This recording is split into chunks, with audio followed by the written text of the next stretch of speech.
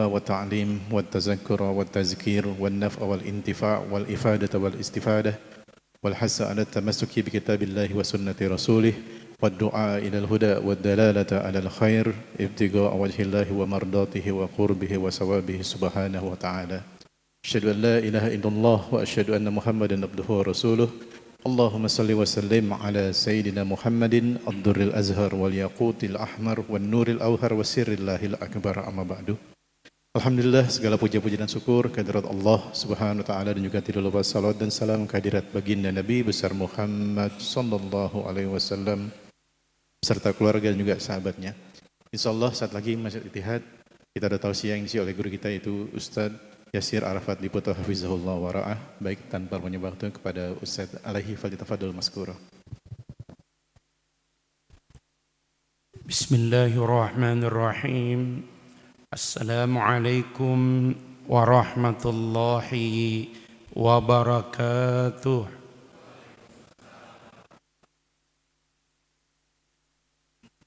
Alhamdulillahi rabbil alamin, wal aqibatu lil muttaqin, wala udwana illa 'alal zalimin. Asyhadu an la ilaha illallah wahdahu la syarika lah, wa ashhadu anna Muhammadan abduhu wa rasuluh la nabiyya ba'dah. Allahumma fassalli wa sallim wa barik ala Muhammadin imamul mursalin qaidil mujahidin wa ala alihi wa ashabihi wa ansarihi wa junudihi wa man tamassaka bis sunnatihi wa man da'a bi da'watihi wa man jahada fi sabilihi wa man tabi'ahum bi ihsan ila yaumiddin wa ba'd. Allahumma bika asbahna wa bika amsayna wa bika nahya wa bika namut. Jamaah kaum muslimin, keluarga besar Masjid Jami' Al-Ittihad yang dicintai Allah. Alhamdulillah, kita sudah memasuki Ashrul Awakhir, 10 hari terakhir. Ramadan tahun ini istimewa karena tiap malam kita berjumpa dengan malam ganjil. Tadi malam ganjil versi puasa Senin. Nanti malam ganjil versi puasa Selasa.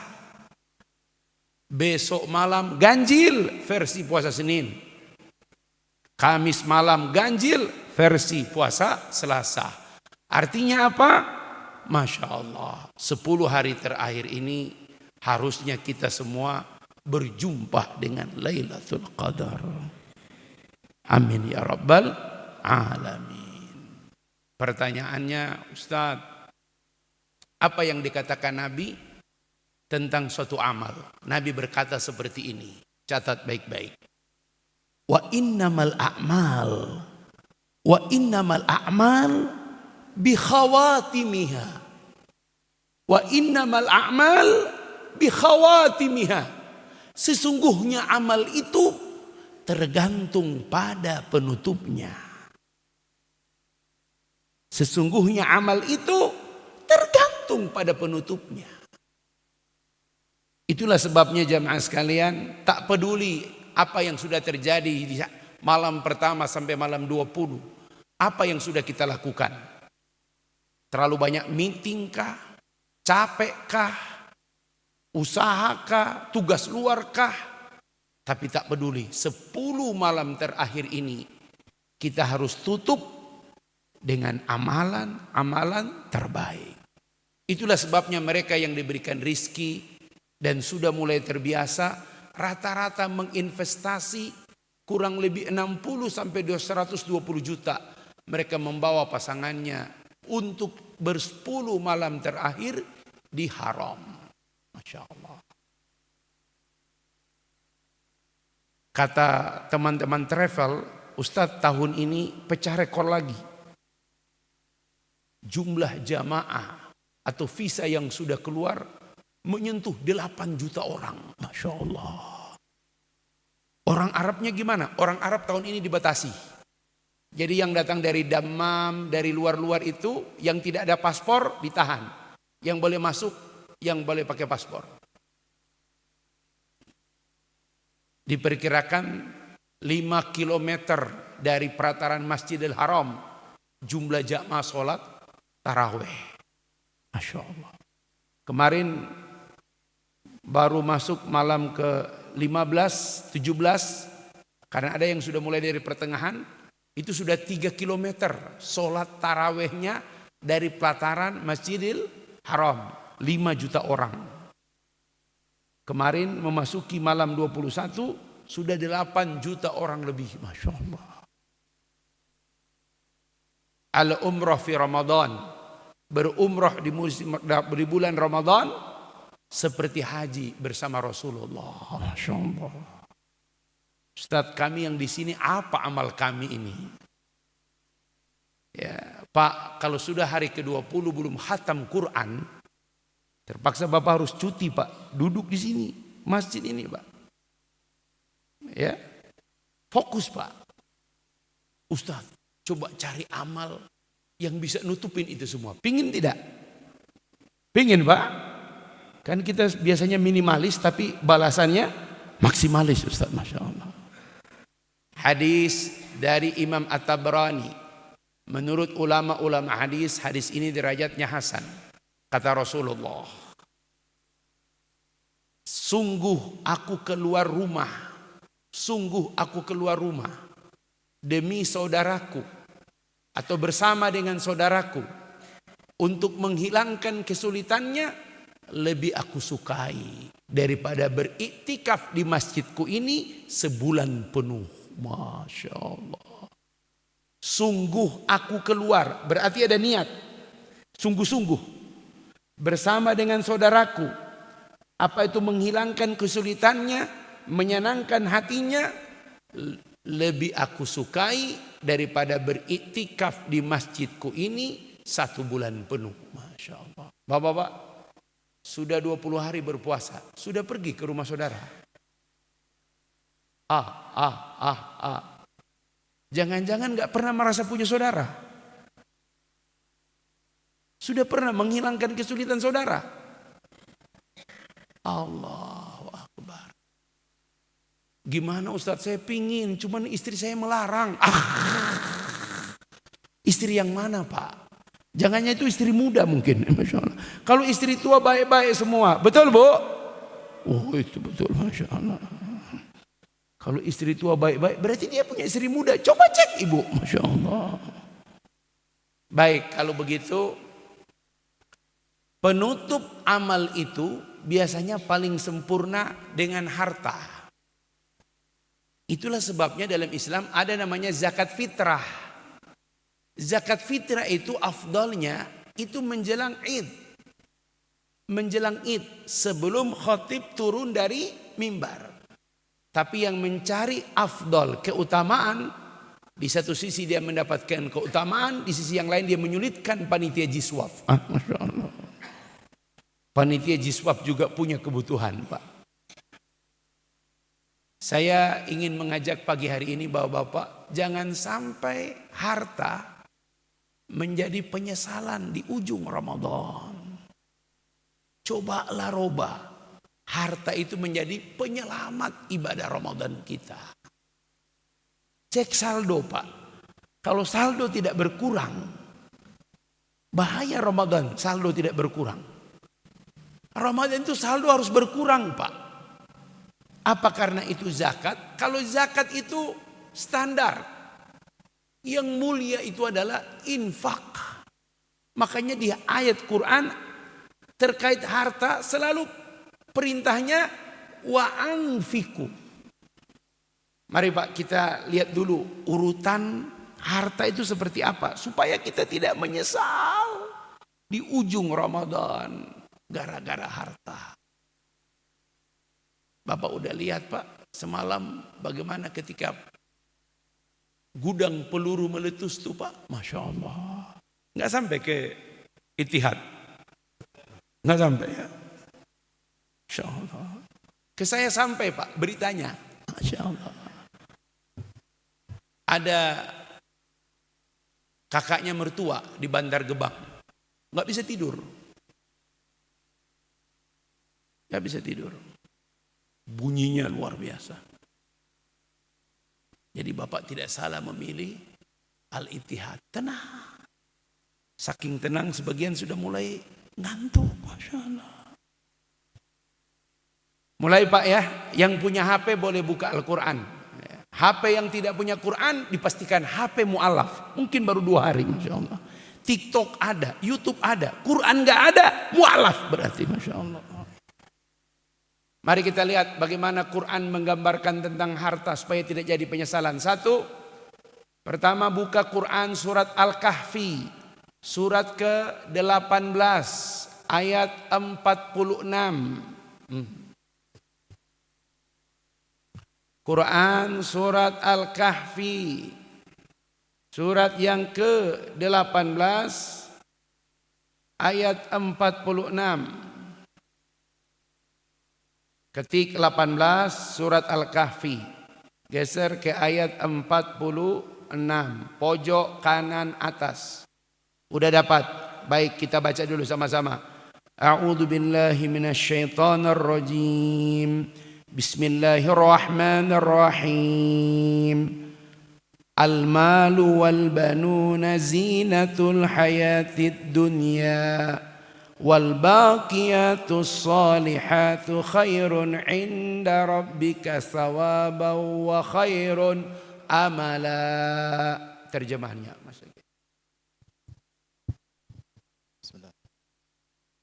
Harta dan anak-anak adalah perhiasan kehidupan dunia, tetapi amal kebajikan yang terus-menerus adalah lebih baik pahalanya di sisi Tuhanmu, serta lebih baik untuk menjadi harapan.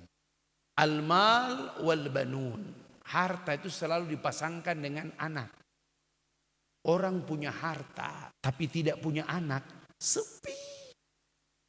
Tiap hari ditemain meong, nggak ada anak.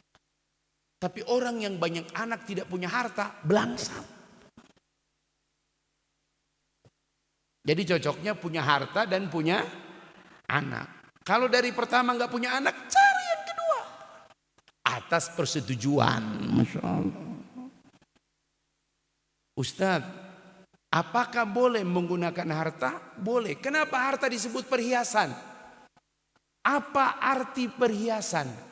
Perhiasan itu Pak definisinya kalau dipandang indah. Itulah perhiasan. Kalau dipandang indah. Jari ini sudah indah. Tapi kalau tambah 1 cincin, indah tidak? Indah. Mari kita lihat penjelasan apa itu perhiasan. Geser sedikit, namanya ngaji buka-buka. Surat Al-Imran ayat 14. Surat ketiga ayat 14. Al-Imran ayat 14. Halaman 51. Halaman 51, nama suratnya Al-Imran ayat 14. Iya, Al-Imran ayat 14. Kita baca. A'udzu billahi minasyaitonir rajim. Bismillahirrahmanirrahim.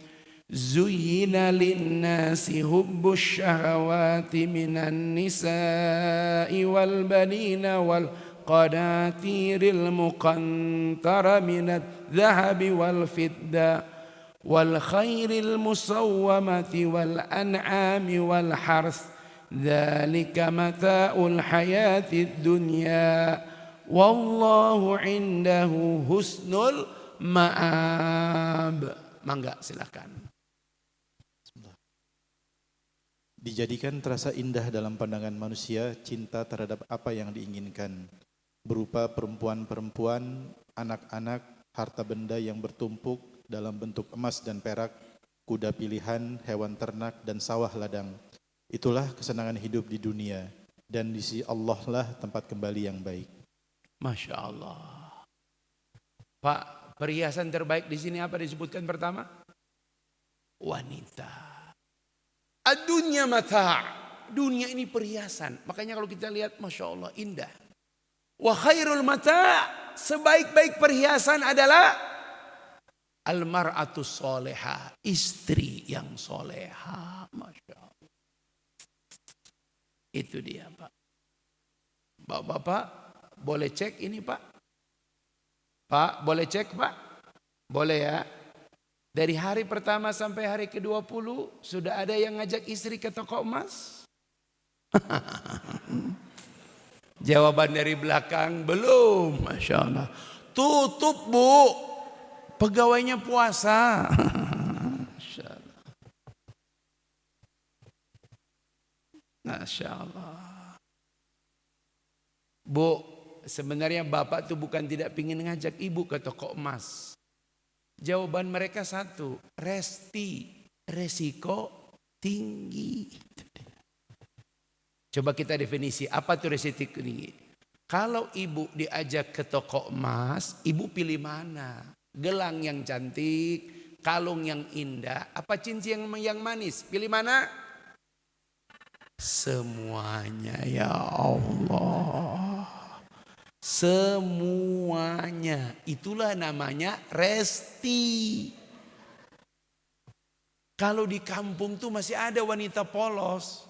Dek, kau ambil lah dek. Itu cantik gelangnya, cincinnya. Apa kata si adek? Abang, manalah yang abang pilih. Cocoklah buat adek. Polos.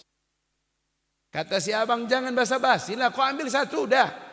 Iya le bang, satu set ya bang. Tahu satu set Pak? Masya Allah.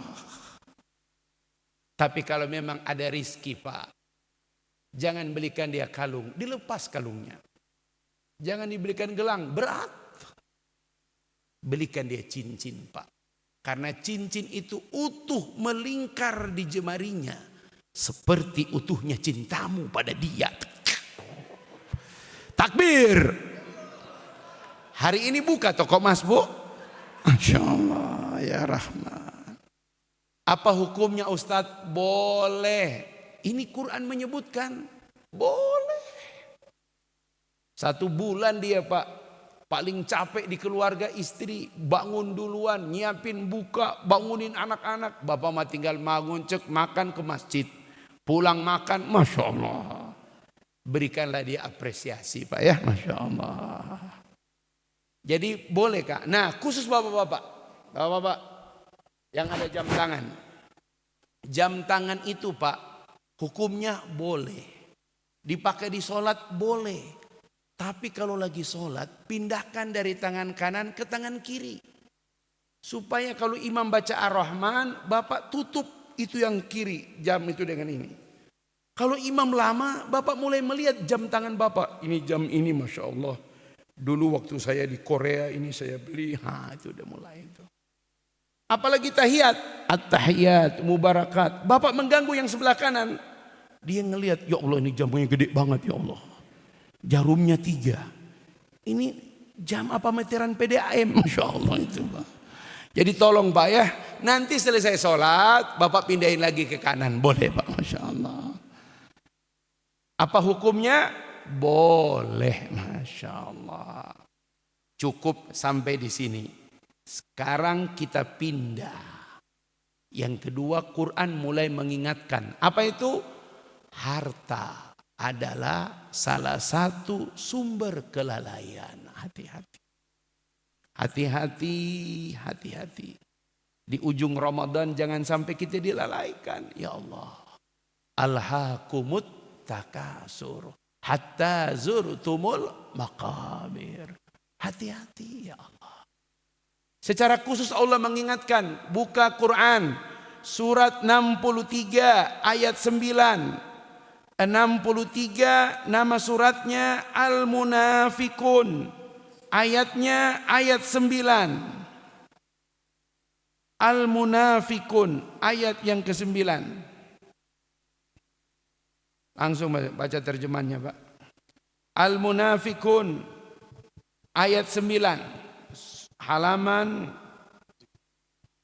555. Al-Munafikun sebelah kanan pas ain. Bismillah. Wahai orang-orang yang beriman, janganlah harta bendamu dan anak-anakmu melalaikan kamu dari mengingat Allah. Dan barang siapa berbuat demikian, mereka itulah orang-orang yang rugi. Orang beriman, la tulhikum, jangan sampai harta-hartamu, anak-anakmu melalaikan kamu daripada mengingat Allah. Aduh. Di ujung Ramadan mau cari apa, Pak? Ya Allah. Ayo ke masjid. Lebih lama diam di masjid, Pak. Ya Allah. Jangan sampai harta dan anak-anak melalaikan kamu daripada mengingat Allah. Di pusat perbelanjaan ada sekelompok ibu-ibu. Seorang ibu-ibu bertanya pada temannya, Jeng, sudah asar belum? Kenapa? Kita belum zuhur loh. Masya Allah. Itu masih keliling-keliling, ya Allah. Tapi bukan di sini, ibu-ibu di sini mah soleh. Coba lihat. Tidak sedikit orang kalau sudah megang duit lupa sholat. Makanya ada ayat fawailul lil musallin. Celaka orang sholat masih celaka, apalagi yang enggak sholat. Kenapa? Alladzina hum an sholatihim sahun. Karena mereka lalai dari sholatnya. Kata Ibnu Katsir, sahun bima'na alladzina yata'akharuna biwakti sholat. Orang-orang yang sengaja mengakhir-akhirkan waktu sholat. Ayo Pak. Minimal Pak, minimal. Akhir Ramadan ini jangan masbuk. Kejar saf pertama ini Pak. Di masa sahabat saf pertama diundi. Di masa sahabat saf pertama diundi. Ada satu sahabat yang bisa tidak dikalahkan. Namanya diperselisihkan oleh ahli hadis. Ada yang mengatakan Saiban, ada yang mengatakan Sya'ban. Dia kalau berdiri pasti di pojok kanan kalau dilihat oleh Rasul. Puluhan tahun dia hidup tidak pernah masbuk sholat berjamaahnya. Waktu subuh Nabi melihat kanan kosong. Aina fulan? Maaf ya Rasul. Sudah hampir jam 5 Nabi bilang iqamah. Selesai sholat Nabi berdiri. Ada yang tahu rumahnya? Ada ya Rasul. Tolong temani saya pergi ke rumahnya. Kenapa? Ini orang belum pernah masbuk. Masya Allah. Dari masjid jam 5. Lewat sekitar 5:15. Keluar dari Nabawi. Sampai ke rumahnya jam 8 pagi. Berapa jam tuh? 3 jam kurang dikit. Kira-kira bapak-bapak yang suka jalan pagi. Bapak-bapak yang suka jalan pagi. 3 jam kurang, 2 jam 50 menit lah. Berapa dari sini sampai kemana? Dari sini sampai Cibubur Junction? Lebih. Masya Allah. Itulah rumah sahabat itu. Dan tiap hari tidak pernah masbuk. Sampai di rumahnya Nabi berkata, Assalamualaikum. Enggak dijawab. Assalamualaikum. Enggak dijawab. Assalamualaikum, Nabi mau balik, keluar wanita. Ada apa?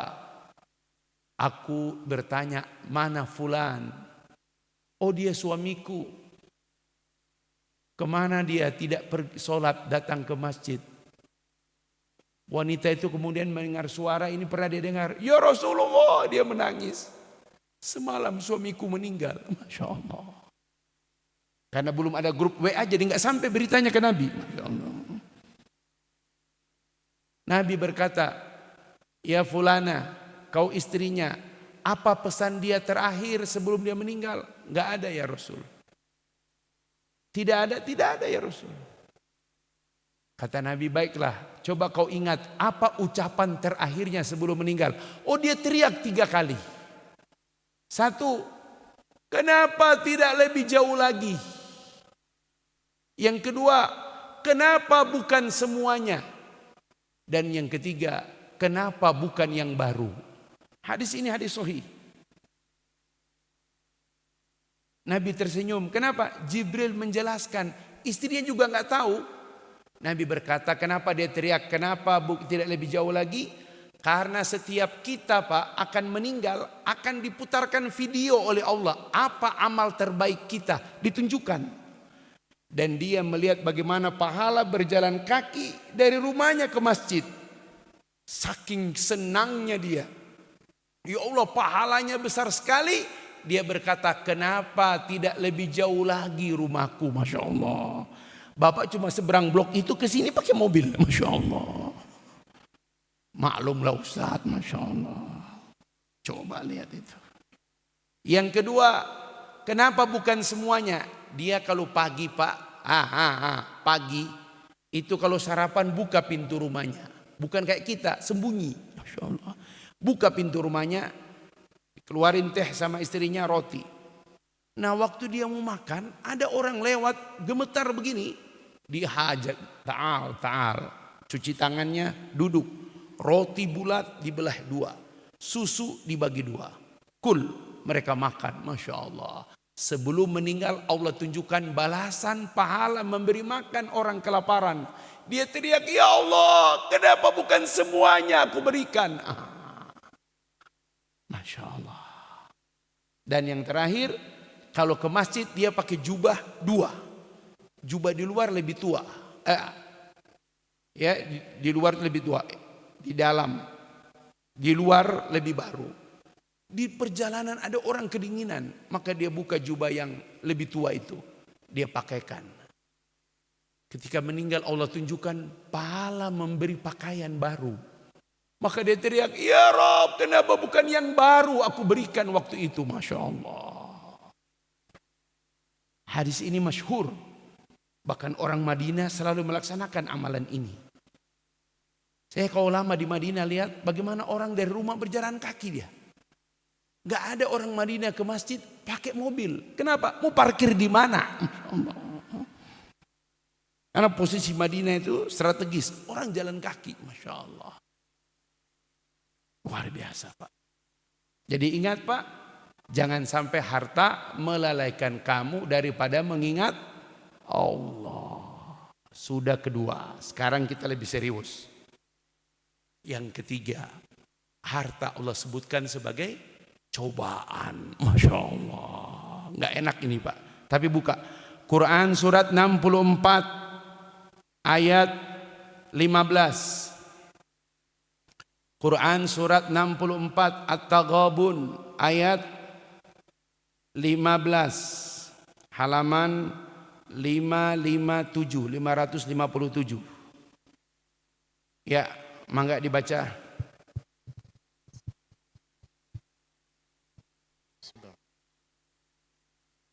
Sesungguhnya hartamu dan anak-anakmu hanyalah cobaan bagimu, dan di sisi Allah pahala yang besar. Innama amwalukum wa auladukum fitnah. Fitnah itu artinya cobaan. Sesungguhnya hartamu, anak-anakmu cobaan bagimu. Hati-hati di ujung Ramadan seperti ini. Jangan cuma karena harta. Suami marah sama istri. Istri ngambek sama suami. Apalagi kalau terkait ada adik ipar. Hati-hati menjawab WA dari saudara. Hati-hati. Jangan jadi fitnah gara-gara harta. Hati-hati. Apalagi kalau yang WA itu adik. Bang, aku dengar dari ibu kau tak pulang tahun ini. Iya benar.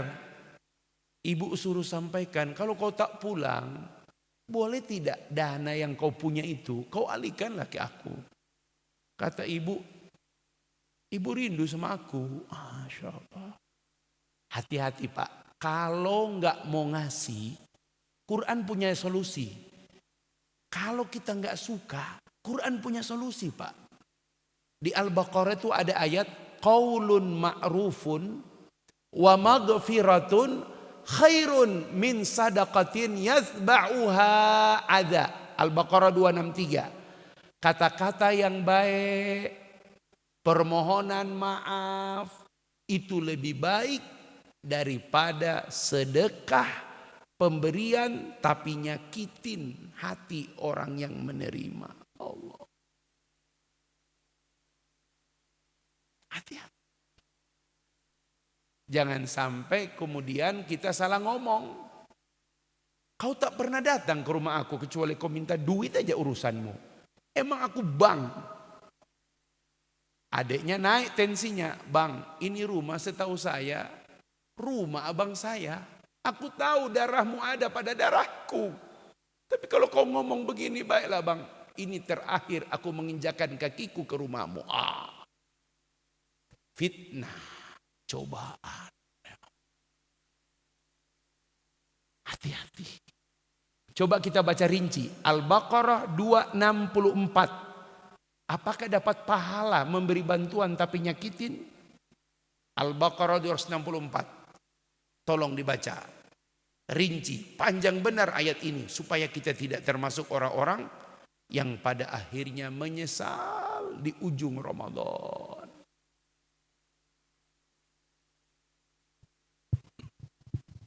Bismillah.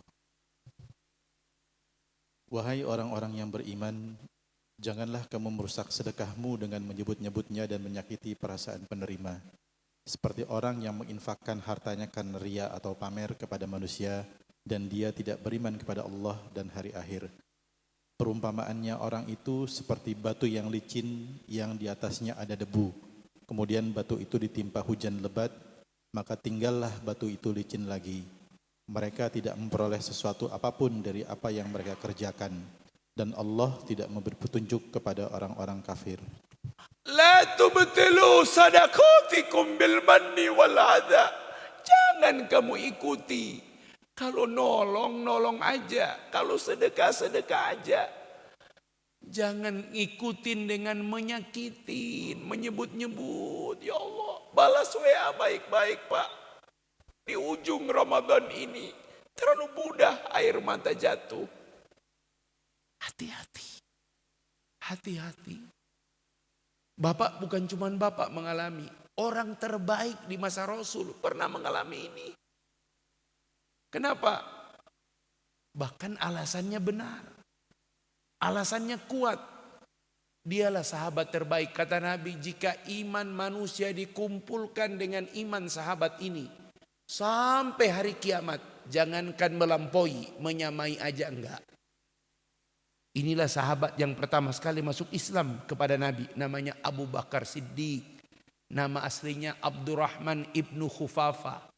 Dipanggil Abu Bakrin karena dia ayah dari Aisyah, sang perawan. Diberi gelar As-Siddiq karena dia orang pertama yang selalu membenarkan kalau datang berita dari Nabi. Termasuk peristiwa Isra Mi'raj. Tapi Abu Bakar terjadi pada dirinya. Saudaranya yang tiap Jumat nafkahnya, dapurnya dari Abu Bakar. Ikut menyebarkan fitnah terhadap istri Nabi Aisyah yang juga ponakannya sendiri. Dalam surat An-Nur disebutkan hadisul ifki, berita bohong. Abu Bakar marah. Wallahi, kalau cuma Aisyah putriku, ponakanmu kau fitnah, aku tak peduli. Karena itu cuma urusan om dan kemanakan. Tapi ini istri Rasul. Apa kau tidak takut Allah murka kepada kita? Saking cintanya Abu Bakar kepada Nabi. Demi Allah, aku tidak lagi akan membantumu. Masya Allah. Benarkah pendapat Abu Bakar? Benar. Dalilnya kuat. Tapi di mata Allah, hati-hati. Harta bisa menjadi fitnah bagi orang yang sesoleh Abu Bakar. Apa jawabannya? Mari kita lihat Quran surat 24. Quran surat 24. Nama suratnya An-Nur. Halamannya 352. 352. Surat An-Nur ayat 22. Surat 24 ayat 22. Mangga. An-Nur ayat 22.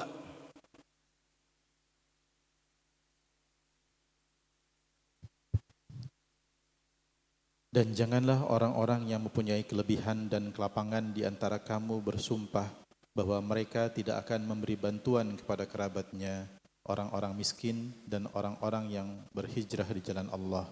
Dan hendaklah mereka memaafkan dan berlapang dada. Apakah kamu tidak suka bahwa Allah mengampunimu dan Allah Maha Pengampun, Maha Penyayang. Wala ya'tali ulul fadli minkum wassa'ah. Tidak pantas kata Allah. Tidak pantas kata Allah. Orang yang kami berikan keleluasaan rizki, akses hidup, bersumpah tidak lagi membantu kerabatnya. Saudaramu yang berdosa urusannya dengan Allah. Tapi tidak boleh kau bersumpah memutuskan bantuan. Malah Allah menyuruh dua hal kepada Abu Bakar. Falyafu, tetap maafkan. Wal yasfahu, tetap santuni. Masya Allah. Apa kata sahabat? Kami belum pernah melihat orang menangis lebih lama kecuali Abu Bakar. 1 pekan Pak, Abu Bakar datang ke masjid tapi nangis dia. Pak, di ujung Ramadan ini Pak, bukan karena saudara nggak sholat, nggak usahlah. Ngapain kasih THR pada saudara nggak sholat? Pak, sholat nggak sholat hubungannya dengan Allah. Tapi ingat, kau keluar dari rumahmu menghilangkan kesulitan saudaramu, lebih aku sukai kata Rasul daripada itikaf di masjidku ini sebulan penuh. Insya Allah. Tengok saudara Pak, tengok. Sebab kita masuk yang keempat. Yang pertama tadi apa? Ngantuk ini berarti. Yang pertama apa? Harta, perhiasan kehidupan dunia. 2, harta sumber kelalaian. 3, harta adalah cobaan. Nah yang keempat, harta adalah penyesalan. Ingat kata orang tua, menyesal kemudian tiada berguna. Ditambah sama ibu-ibu, la Masya Allah. Itu nasyid Rashidah dulu ya. Menyesal kemudian tiada berguna. Bapak-bapak hati-hati Pak, hati-hati. Ustadz saya mau bantu saudara, cuman istri kurang respon. Ada itu, adik mau datang ke rumah. Kenapa kau tak pernah datang ke rumahku? Gimana mau datang ke rumah abang? Kenapa? Ada kuntilanak di rumah abang. Apa makna kuntilanak? Menakutkan. Itu mereka nggak pernah ada. Hati-hati Pak, Bapak tinggal di komplek yang lengkap, bonafit. Kalau saudara nggak pernah datang ke rumah Bapak, mohon maaf Pak, nggak ada artinya rumah Bapak. Saya beritahu, wallahi Pak, wallahi, rumah yang tidak pernah didatangi saudara, rumah yang nggak ada berkahnya. Kenapa mereka sungkan datang ke rumah kita? Masya Allah. Hati-hati, hati-hati. Mari kita lihat Quran surat 63. Balik lagi 63, 2 ayat terakhir, ayat 10, ayat 11. Quran surat 63 ayat 10 ayat 11. Hati-hati Pak, sekiranya kuburan paling dekat sini terbuka 5 menit aja, mereka tidak bangun untuk sholat, mereka tidak bangun untuk baca Quran. Mereka akan cari kerabatnya, ada nggak hartaku tersisa? Ada, tolong diinfakkan. Kenapa? Mari kita lihat ayatnya. 63 Al-Munafikun ayat 10 dan 11. Dan infakkanlah sebagian dari apa yang telah kami berikan kepadamu sebelum kematian datang kepada salah seorang di antara kamu. Lalu dia berkata menyesali, ya Tuhanku, sekiranya engkau berkenan menunda kematianku sedikit waktu lagi, maka aku dapat bersedekah dan aku akan termasuk orang-orang yang soleh. Dan Allah tidak akan menunda kematian seseorang apabila waktu kematiannya telah datang. Dan Allah maha teliti terhadap apa yang kamu kerjakan. Wa anfiku, infakkan harta, infakkan rizki, bukan milikmu. Dari yang kami berikan, kita lahir nggak punya apa-apa. Huwallazi akhraja min butuni ummahatikum la ta'lamuna syai'a. Kamu dikeluarkan dari perut ibumu tidak punya apa-apa, tidak tahu apa-apa. Kami yang berikan kamu rizki. Apa kata Allah? Infakkan sebelum datang kematian pada salah seorang di antara kalian. Lalu dia berkata, laula akhar tadi, sekiranya ajalku diundur. Apa kata dia? fa'asaddaqo. Saya janji saya sumbang masjid. Saya bantu adik saya tolong adik ipar saya. Allah jawab, walai yuakhirallahu nafsan idza jaa ajaluha. Kalau datang ajal seseorang, tidak bisa lagi dia undur apa dipaksa dimajukan. Allah. Hati-hati Pak. Makanya Pak, 10 hari terakhir ini fokus infak, infak, infak, infak. Begitu Pak, infak. Kepada siapa Pak infak itu? Mari kita lihat. Di Quran itu letterlek banget. Mereka bertanya kepadamu Muhammad tentang infak.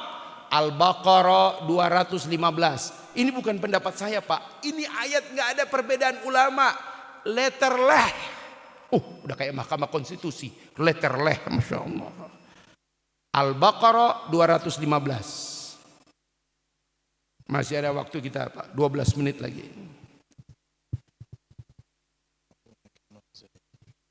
Al-Baqarah 215.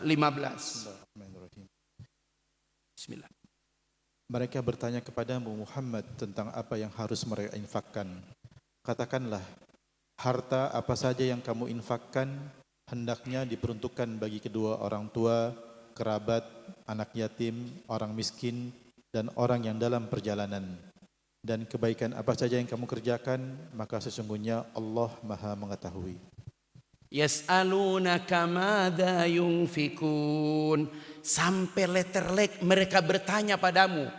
Ingat dalam ilmu tafsir kalau ada ayat yas'alunaka, yas'alunaka, yas'alunaka, ini hukumnya mengikat karena yang jawab Allah langsung. Mereka bertanya padamu tentang infak, katakanlah apa saja yang kamu infakkan prioritaskan. 1, kedua orang tuamu. Ya Allah, bantu ya Allah. Apa kata ibu? Nak, ibu gak minta apa-apa darimu nak. Ibu cuma minta nak, kau tolong adekmu. Kau bantu dia biar dia bisa pulang. Ibu rindu sama adekmu. Masya Allah. Cuma kita pernah salah sama dia. Membatasi kita. Salah kek, gak pernah ngomong, buang jauh-jauh. Penuhi perintah ibu. Beri bantu dia Pak. Kalau bapak gak bisa, suruh anak bapak yang bisa ngomong ke pamannya. Karena kadang-kadang kita emosi itu susah. Cairkan emosimu. Ada seorang pemuda melaporkan kepada Nabi, ya Rasulullah, laki-laki ini masuk ke rumahku tanpa izin, makan di rumahku tanpa izin, nginap di rumahku tanpa izin. Kata Nabi, panggil laki-laki itu. Sudah jalan ya Rasul, diikutin oleh sahabat. Dipanggil, ternyata sudah tua. Fulan, fulan, Rasul memanggilmu. Senang dia. Dia balik. Ya Rasulullah, kau memanggilku. Nah, tal ya Syekh. Ini anak muda melaporkanmu. Kau masuk ke rumahnya tanpa izin. Kau makan di rumahnya tanpa izin. Kau nginap di rumahnya tanpa izin. Ya Rasulullah, dia putraku ya Rasul. Nabi berbalik ke anak muda itu. Dan mengeluarkan satu kalimat. Wallahi, camkan baik-baik kalimat ini yang masih punya orang tua. Apa kata Nabi kepada anak muda itu? Anta wal mal, dirimu dan hartamu, liabika, milik ayahmu. Masya Allah. Itulah sebabnya seorang ayah tidak pernah meminta pada anaknya. Kenapa? Kalaupun dia terpaksa, dia berkata, nak, ibumu sakit nak, kau bantu dikit ibumu nak. Dia gak pernah. Kita ngasih uang, kita ngasih apa, kata dia, nak, kau berikan ibumu nak. Karena dia tahu diri, harta dan anaknya punya dia. Masya Allah. Saya kalau pulang kampung Pak, pertama yang saya buka lemari pakaian bapak saya. Saya masih lihat baju tahun berapa masih ada. Itu bapak, nggak banyak baju dia punya. Tapi kalau buka lemari ibu, Masya Allah. Lemari ibu, baju ibu. Lemari bapak, sebagian juga baju ibu. Masya Allah. Udah gak usah protes bu, itu fakta. Itu Masya Allah. Kasihan si bapak, Masya Allah. Jadi jangan sampai kita menyesal. Ya Allah. Ada kaidah, hilang harta bisa dicari. Hilang saudara, tak. Saya bukan, Pak, saudara itu saudara, sedara. Itu Melayu, sedara. Istri itu air tipis. Agama dan negara menghalalkan, tapi agama dan negara bisa membatalkan. Nasah, pembatalan akad nikah, cerai. Tapi negara tidak bisa membatalkan saudara kandung. Sebaik apapun saya, kita nggak bisa mengatakan, Ustadz saya berbaiat, saya angkat Ustadz adik kandung saya. Nggak sah, karena tidak sedara. Saudara itu tidak ada mantan. Kalau suami ada mantan, istri ada mantan, saudara nggak ada mantan. Pak, di ujung Ramadan ini Pak, kalau kita merasa ya Allah Ustaz, susah banget hatam 2 kali, bantu kesulitan saudaramu. Jangan sampai harta menjadi penyesalan bagi kita. Mari Bapak ya. Kadang-kadang banyak cerita di ujung Ramadan. Salah satu cerita yang paling menarik, seorang yang kerja di toko daerah kota, pulang dia naik 12 turun di Pasar Baru. Dari Pasar Baru, dari ujung ke ujung dia lihat semuanya diskon. Tapi pulang dia nggak beli satu pun sehelai baju. Karena dia buka itu THR, kalau dia beli baju, makannya gimana? Sampai di rumah anak istrinya nunggu. Dia nggak kasih keluarin baju, dia keluarin kaset. Dulu masih kaset soalnya, belum ada CD. Diputarlah di tape tua itu. Apa lagunya? Pertama diputar kecil Pak, nggak kuat, volumenya kecil. Baju baru alhamdulillah, dipakai di hari raya. Itu dikecilin. Baru yang kedua digedein. Tak punya pun tak apa-apa, masih ada baju yang, ya Allah, nangis istri. Itu kisah Pak, Masya Allah. Ya. Kadang-kadang makanya Ramadan seperti ini Pak, menghilangkan kesulitan saudaramu. Ya Allah, lebih aku sukai kata Nabi, kau beriktikaf di masjidku ini sebulan penuh. Masya Allah. Pak, kalau Bapak selama ini jarang dengan saudara, gunakan ini Pak. Insya Allah. Bantu tanpa menghina, bantu tanpa mengucilkan. Waalaikumsalam. Dek, gimana dek? Keluarga sehat-sehat? Alhamdulillah bang sehat. Dek, kamu mau pulang enggak? Bang, siapa yang tidak mau pulang? Ibu nelpon berulang-ulang. Cuma aku beri pengertian sama ibu. Aku beranak 2 ini, kami berempat, beratlah bang. Sudah, kau datanglah ke rumah abang. Insya Allah. Ya, abang pesan taksi, kau datang ke rumah abang. Masya Allah. Itu kalau sampai dia gembira, pertemukan 2 air mata. Air mata ibunya dan air mata anaknya. Kau pertemukan air mata itu, Masya Allah. Lebih aku sukai daripada kau beriktikaf di masjidku ini sebulan penuh.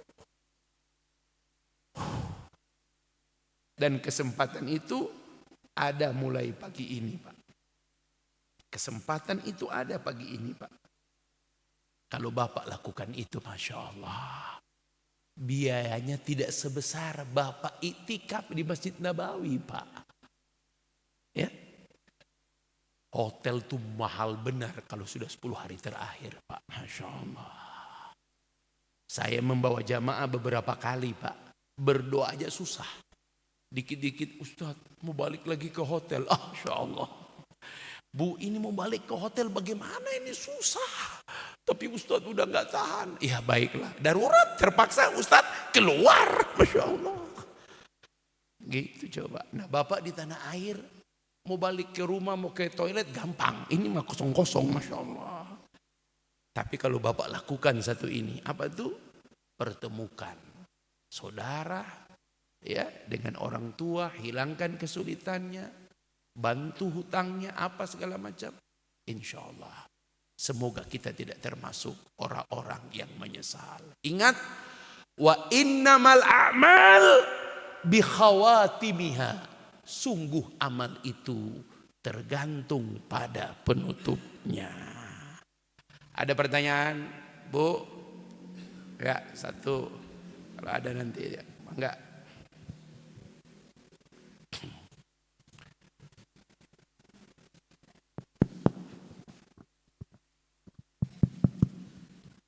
Assalamualaikum warahmatullahi wabarakatuh. Waalaikumsalam. Terima kasih Pak Ustadz.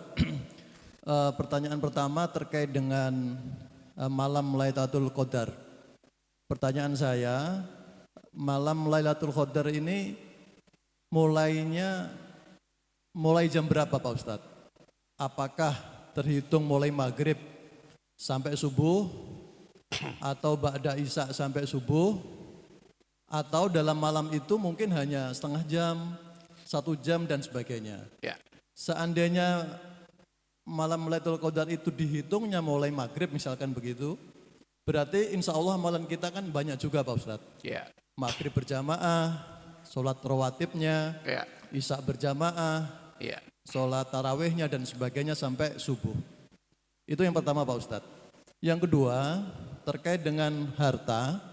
Tadi Pak Ustadz sudah menjelaskan banyak hal terkait dengan harta. Pertanyaan saya, sebagai kepala keluarga ini kan banyak hal yang sudah dilakukan sebagai kepala keluarga, menghidupi istri, menghidupi anak yang sedang kuliah, biaya kuliahnya dan sebagainya. Apalagi kalau misalkan anaknya ini lebih dari 1, lebih dari 2, banyak yang menjadi tanggungan sebagai kepala keluarga. Pertanyaan saya, apakah itu juga atau bagaimana yang sudah kita keluarkan itu menjadi amal kebaikan sebagai kepala keluarga atau sebagai bapak? Terima kasih Pak Ustadz.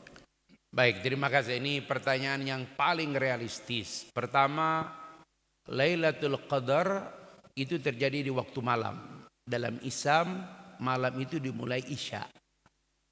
Dalam Islam, malam itu dimulai Isya. Maghrib, tanda siang berakhir. Datang bulan baru. Tapi Isya, makanya setiap selesai sholat Isya, ba'diyah Isya, sampai tarawih, witir, semuanya disebut qiyamul lail.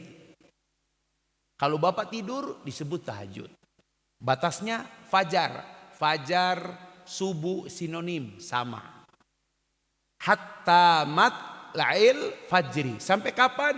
Sampai datang azan subuh. Ustaz, tandanya langit tidak bergerak, daun tidak ada angin, karena saking banyaknya malaikat dipimpin oleh Ruhul Jibril, maka sayap malaikat itu menutup semua pergerakan angin. Itu tanda-tandanya Pak. Ada hitungannya Pak. Kalau tahun segini sekian. Yang jelas kalau hadisnya menyebut malam ganjil. Nah karena kita ada 2 versi, Senin dan Selasa, jadinya malam ganjil terus ini Pak. Pokoknya kita nggak tahu kapan. Pokoknya Isya paling telat, Bapak Isya sudah di masjid. Tarawih jangan putus, ba'diyah jangan putus, witir jangan putus. Selesai, Bapak mau pulang dulu, batal itikaf Bapak. Tapi Bapak datang lagi ke masjid, sholat 2 rakaat, niat itikaf, mulai lagi itikaf. Karena itikaf itu tidak ada waktu yang mengikat. Bapak datang ke masjid zuhur, selesai zuhur Bapak duduk niat itikaf, sampai Bapak keluar, batalah itikaf Bapak. Begitu Pak. Itu waktu Pak. Jadi 10 hari terakhir ini Bapak bangun jam 2. Astagfirullah udah jam 2. Cepat mandi, wudu, langsung datang ke sini. Jangan lupa bawa air Pak ya. Masya Allah. Datang ke sini. Sholat 2 rakaat. Ya, tahiyatul masjid, niat itikaf. Bapak doa. Yang paling utama di itikaf itu doa. Apalagi Ustaz, minta ampun, banyak dosa. Seperti itu Pak. Ya. Yang kedua, harta yang paling baik, harta yang dikeluarkan untuk keluarga.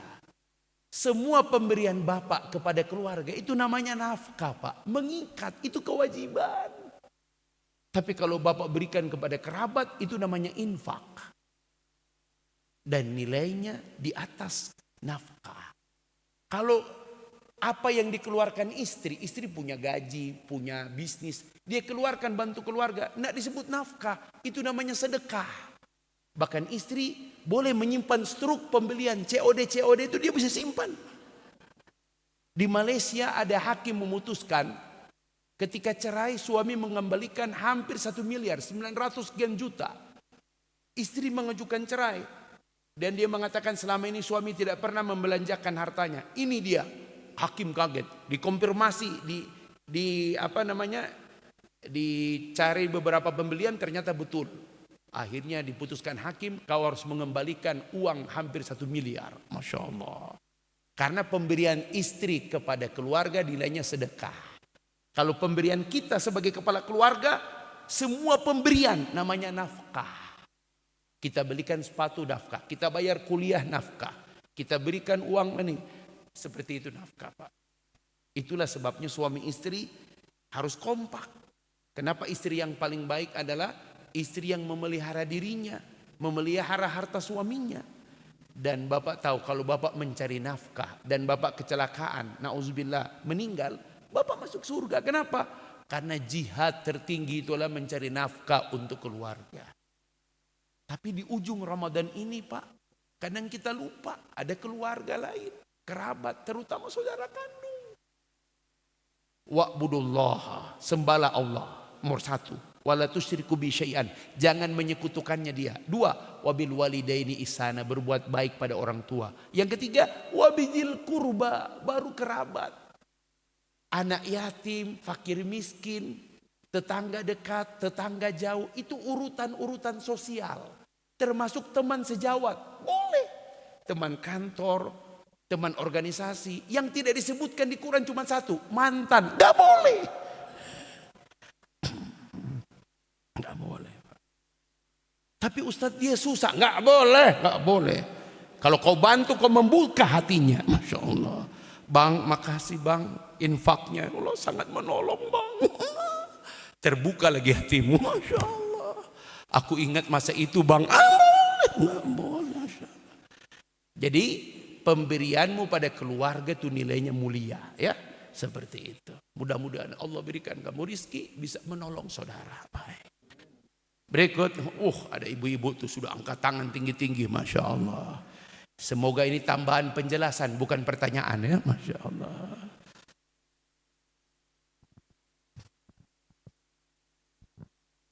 Terima kasih Pak Ustaz. Bismillahirrahmanirrahim. Assalamualaikum warahmatullahi wabarakatuh. Waalaikumsalam. Mungkin yang saya tanyakan masih berkaitan dengan yang Bapak tanyakan tadi, tapi ini kebalikannya.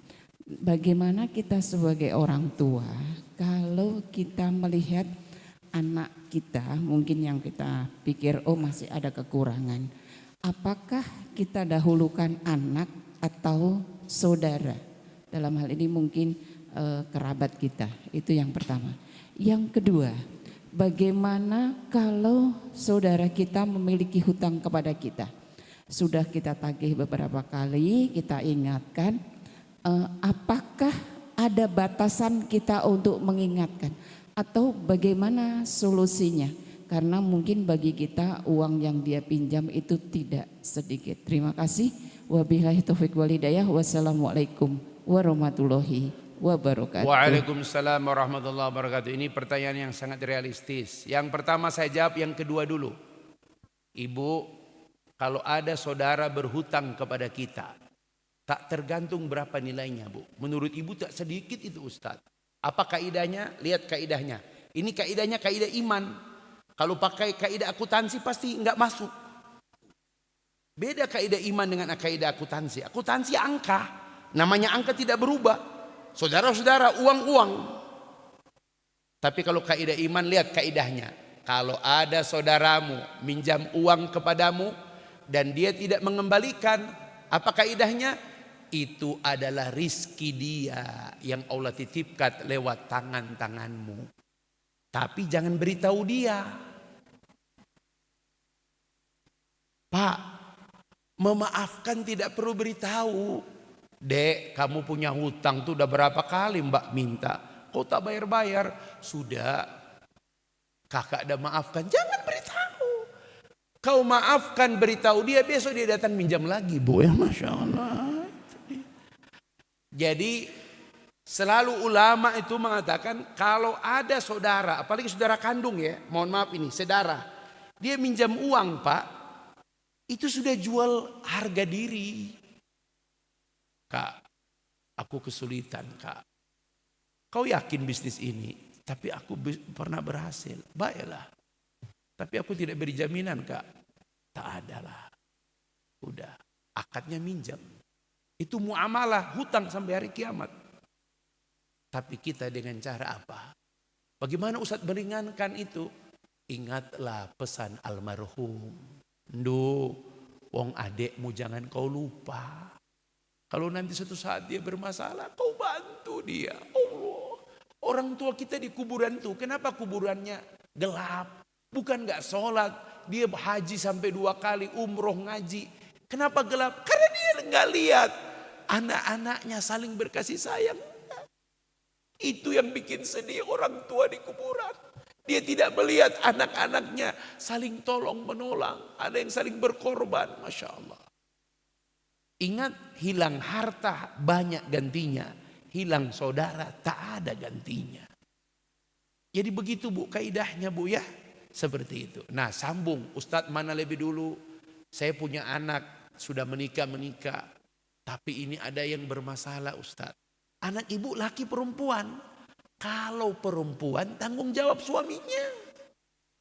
Tapi ibu juga tidak menutup mata. Tapi suaminya Ustadz saya juga tahu bagaimana kehidupannya. Bantu dengan cara memuliakan bukan menghinakan. Itu datang langsung nih duit buat bayar kalian. Itu menghinakan namanya. Tersinggung suaminya. Bu saya tahu memang saya suami yang gak seberhasil menantu ibu yang lain Bu. Saya ucapkan terima kasih. Cuma dia tersinggung. Bantu dengan cara memuliakan. Langsung lewat cucu ibu. Jangan sampai bapaknya tahu. Biar cucu ibu yang sembunyi itu. Dari mana nak kau bisa kuliah? Aku dapat bantuan. Ya, karena seorang laki-laki itu yang harus dijaga harga dirinya ibu. Betul bukan anak ibu, tapi itu menantu ibu. Jaga kehormatannya. Ya, seperti itu. Jangan sampai kemudian itu. Ustadz kalau dua-dua butuh, kalau anak perempuan tanggung jawab suaminya. Kalau anak laki sampai kapanpun dia masih merupakan anak ibu. Jaga kehormatan ibu dengan menolong anak laki-laki. Ustadz gak adil dong. Anak perempuan itu dia berbakti pada suaminya. Fitrahnya begitu. Memang terkesan dia tidak menolong orang tuanya, anak perempuan itu. Tapi semua kesabarannya, kebaikannya pada suaminya, pada mertuanya, pada adik iparnya, pada kakak iparnya. Apa balasannya? Kedua orang tuanya punya kapling di surga. Datang sekelompok sahabat. Ya Rasulullah, ya Rasulullah, ada apa? Wanita ini ya Rasul, dia luar biasa. Bapaknya sakit, dia tidak jenguk. Kami datang, layatlah bapakmu meninggal, dia tidak datang. Ikut sholatlah, bapakmu meninggal. Kata Rasulullah, hei, bapak yang mana? Si Fulan bin Fulan. Jibril memberitahukan.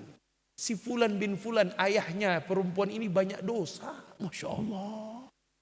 Tapi karena ketaatan putrinya pada suaminya, maka dosa bapaknya Allah ampuni dan dikabarkan dia menjadi calon penghuni surga. Allahu Akbar.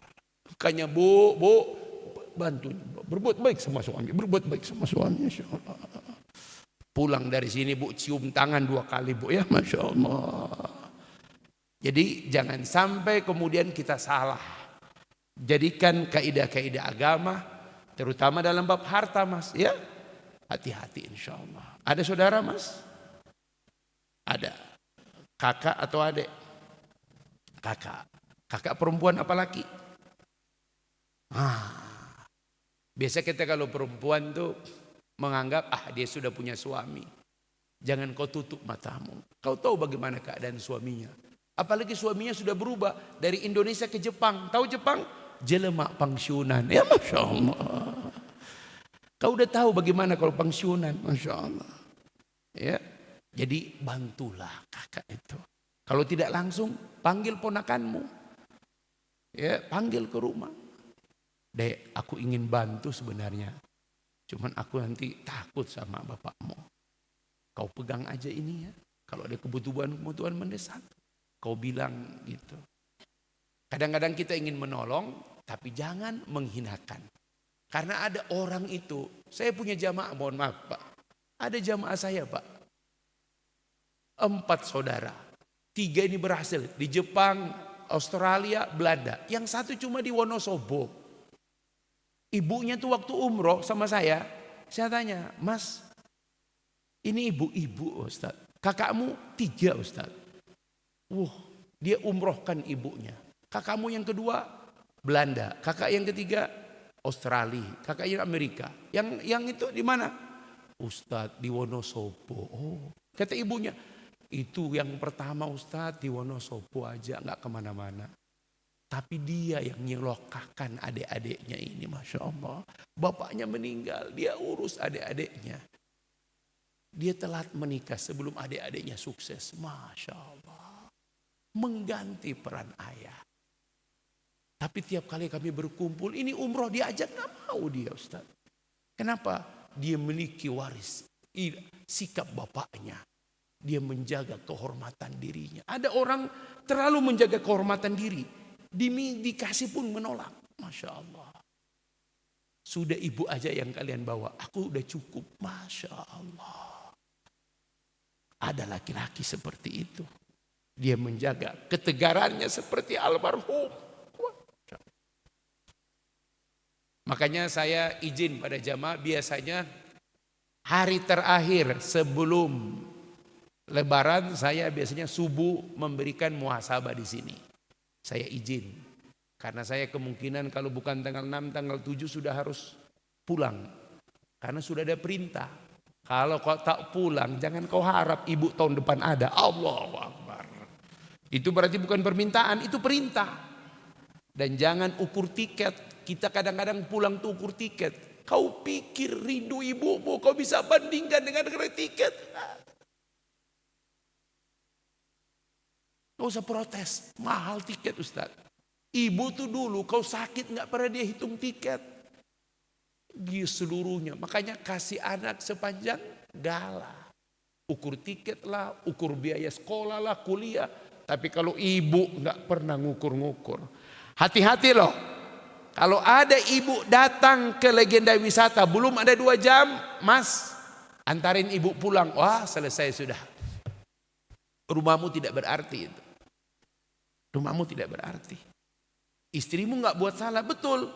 Tapi seorang wanita tua, pengalaman makan garam dunia dia tahu. Kayaknya menantuku tak suka aku di sini. Sudah 2 jam dia tak nongol. Dia minta pulang. Selesai istrimu itu. Coret sama dia.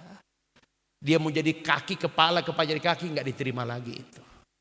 Hati-hati punya istri yang tidak menghormati orang tua. Selesai. Saya tidak menyarankan Pak itu terjadi, tapi itu musibah. Kalau kita harus memilih ibu yang melahirkan kita. Atau ibu yang melahirkan anak-anak kita. Jangan ada fitnah. 2 wanita yang melahirkan kita atau melahirkan anak-anak kita. Ajari istri menghormati orang tua kita. Itu fitnah yang paling dahsyat dalam hidup bagi laki-laki. Ketika istri kita tidak begitu welcome dengan orang tua kita. Itu fitnah yang paling besar. Maka di ujung Ramadan ini beruntunglah orang tua baik, mertua baik. Yang paling indah kalau orang tua ikut ke rumah kita dan dia betah di rumah kita. Salah satu tanda surga itu ada orang tua di rumah kita. Berarti dia mencintai anak-anaknya, dia mencintai cucunya. Kalau dia nggak betah-betah di rumah kita, istrimu itu kuntilanak. Hati-hati. Baik ibu dan bapak sekalian, mohon doanya. Mudah-mudahan insya Allah pasca Ramadan, insya Allah libur Syawal kita bisa berkumpul lagi insya Allah. Amin ya rabbal alamin. Kita istighfar, astaghfirullahaladzim, astaghfirullahaladzim, astaghfirullahaladzim. Allahumma salli ala Muhammad wa ala ali Muhammad. Allahumma rabbana zalamna anfusana wa illam taghfir lana wa tarhamna lanakunanna minal khasirin. Amin. Ya Allah, jangan kau biarkan kami dalam kezoliman. Apalagi zolim kepada orang-orang yang dekat dengan kami, ya Allah. Jangan kau biarkan antara wanita itu tidak saling menegur. Jangan kau biarkan kami pada pilihan yang sulit antara wanita yang melahirkan anak kami, apalagi wanita yang melahirkan kami. Ya Allah, jauhkan fitnah kami dengan saudara kandung kami. Amin. Jauhkan fitnah antara kami dengan abang kami, Amin. empok kami, teteh kami, ya Allah. Allahumma ya Allah, letakkanlah harta di tangan-tangan kami, bermanfaat untuk mereka. Jangan kau simpan harta di hati kami, membuat kami pelit, kikir, ya Allah. Amin. Allahumma ya Allah, jangan kau jadikan kami golongan orang-orang yang menyesal karena harta. Di ujung Ramadan ini, ya Allah, di tengah kekurangan ibadah kami, tadarus kami, taraweh kami, khusyuk kami, ya Allah, cukupkan, sempurnakan ibadah kami dengan harta yang bisa kami bagikan, ya Allah. Allahumma rzuqna rizqan halalan tayyiban wa ilman nafi'an wa qalban khashi'an wa amalan salihan mutaqabbala. Rabbana faghfir lana dhunubana wa liwalidina, ya Allah, warhamhum kama rabbawna shighara wa li jami'il mu'minina wal mu'minat wal muslimina wal muslimat al ahya min wal amwat innaka sami'un qaribun mujibu da'wat. Ya Allah, iltaqaina bi lailatul qadar. Rizkikan kami dengan Lailatul Qadar, ya Allah. Amin. Dan rizkikan kami dengan Ramadan di tahun-tahun yang akan datang, ya Allah. Amin. Rabbana atina fid dunya hasanah fil akhirati hasanah wa qina adzabannar. Sallallahu ala Muhammad wa ala alihi wa baraka wasallam. Alhamdulillahirabbil alamin. Atas nama pribadi Ustadz Yasir menyampaikan terima kasih dan permohonan maaf kalau dalam penyampaian Ustadz kurang adab dan sopan terhadap yang sepuh, yang tua-tua. Mohon maaf, istilah jelebak pensiunan, mohon maaf ya. Mohon maaf ibu-ibu, mudah-mudahan kata orang Melayu, kalau ada jarum yang patah jangan simpan dalam peti. Kalau memang ada kata yang salah, tolong jangan sampai lapor polisi ya. Mohon maaf ya Allah. Akhirul kalam, mohon doanya, mudah-mudahan juga Ustadz bisa pulang ya, insyaallah. Karena memang kalau suka lihat-lihat tiket jadi cobaan ya gitu. Tapi kalau ingat ibu hilang itu, masya Allah. Mau pulang ke Sulawesi ya, masya Allah, masya Allah. Mertua saya Solo, cuma sudah meninggal. Ibu saya Sulawesi, jadi pulangnya ke Sulawesi ya, masya Allah. Mohon doanya Pak ya. Insya Allah kita berjumpa nanti pasca Ramadan. Amin ya rabbal alamin. Terima kasih kepada pengurus DKM ya. Mudah-mudahan insyaallah jadi kebaikan bagi kita semua. Subhanaka Allahumma bihamdika asyhadu an la ilaha illa anta astaghfiruka wa atubu ilaik. Wallahu muwaffiq ila aqwamit thariq. Assalamualaikum warahmatullahi wabarakatuh. Waalaikumsalam warahmatullahi wabarakatuh. اللهم صل على سيدنا محمد وأسغي للظالم بالظالمين. اللهم صل على سيدنا محمد وأسغي للظالم بالظالمين وأخرجنا من بينهم سالمين وعلى آله وصحبه أجمعين. اللهم صل وسلم وبارك عليه نحبك في الله يا رسول الله في الدنيا والآخرة عبدا